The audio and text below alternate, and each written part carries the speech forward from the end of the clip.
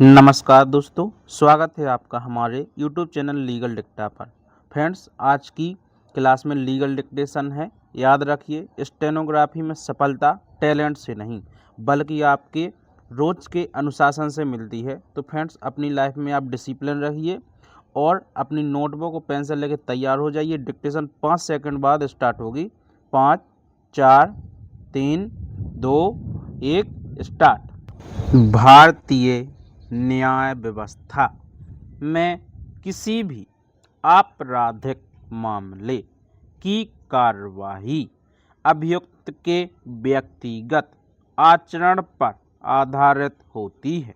जब किसी लंबित आपराधिक मामले में अभियुक्त की मृत्यु हो जाती है तो उस मुकदमे की कानूनी स्थिति में एक अत्यंत महत्वपूर्ण परिवर्तन आता है।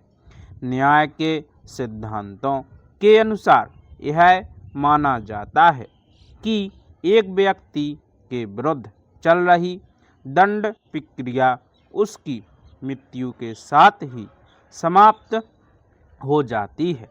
इसे विधि के क्षेत्र में एक स्वीकृत सिद्धांत माना गया है कि किसी मृत व्यक्ति को ना तो दंडित किया जा सकता है और ना ही उस पर किसी प्रकार का न्यायिक निर्णय आरोपित किया जा सकता है। दंड प्रक्रिया संहिता के प्रावधानों के अंतर्गत जब किसी मुकदमे के दौरान अभियुक्त की मृत्यु की सूचना न्यायालय को प्राप्त होती है तो संबंधित न्यायाधीश को मामले की कार्यवाही को समाप्त करना होता है। इसके लिए पुलिस या संबंधित कारागार प्रशासन द्वारा मृतक का मृत्यु प्रमाण पत्र या घटना का विस्तृत रिपोर्ट न्यायालय में प्रस्तुत की जानी चाहिए, जो कि अनिवार्य होती है। जैसे ही न्यायालय को अभियुक्त के निधन की आधिकारिक पुष्टि हो जाती है तो न्यायालय कानूनी रूप से मामले को समाप्त घोषित कर देता है। हालांकि इस प्रक्रिया में एक अत्यंत महत्वपूर्ण अपवाद भी निहित है। यदि किसी मामले में कारावास की सजा के साथ साथ अर्थदंड का प्रावधान भी शामिल है तो अभियुक्त की मृत्यु का प्रभाव उस अर्थदंड की वसूली पर नहीं पड़ता है। कानून की दृष्टि में यह माना जाता है कि यदि अभियुक्त जीवित रहता और उस पर आर्थिक दंड आरोपित किया जाता तो वह उसकी संपत्ति से वसूल किया जाना था। अतः अभियुक्त की मृत्यु के पश्चात भी अभियोजन पक्ष यह प्रार्थना कर सकता है कि उस अर्थदंड की राशि को मृतक की संपत्ति से वसूल किया जाए।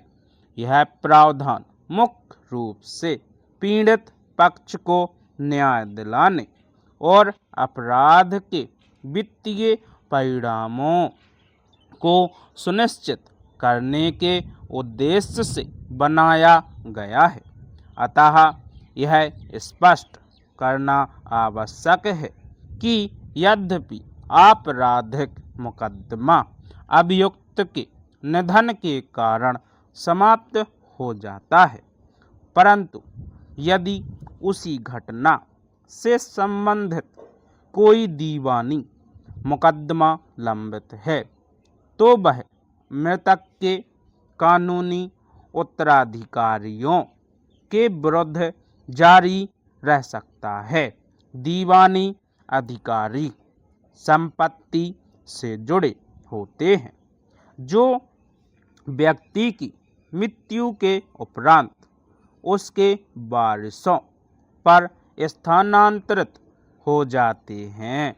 इस प्रकार कानून का एक संतुलन यह सुनिश्चित करता है कि जहां एक ओर मृतक व्यक्ति के विरुद्ध दंड की कार्यवाही समाप्त हो जाए, वही दूसरी ओर पीड़ित पक्ष के अधिकारों की सुरक्षा भी बनी रहे और न्याय की प्रक्रिया पूर्ण हो सके।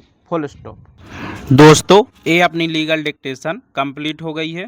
फ्रेंड्स, सही मायने से असली मेहनत अब शुरू होती है।